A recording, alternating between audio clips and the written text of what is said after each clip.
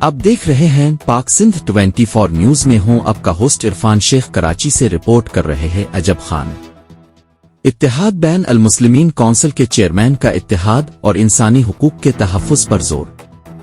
اتحاد بین المسلمین کونسل کے چیئرمین اور معروف عالم دین علامہ ڈاکٹر عامر عبداللہ محمدی نے کہا کہ جب معاشرے میں اندھیرا چھا جائے تو ہر تاریک گوشہ میں روشنی کی ضرورت ہوتی ہے۔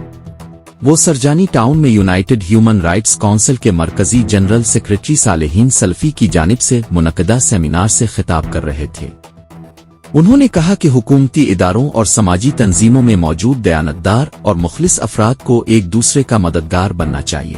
انہوں نے مزید کہا کہ دین اور آئین دونوں ہی بنیادی انسانی حقوق کے تحفظ کی تعلیم دیتے ہیں۔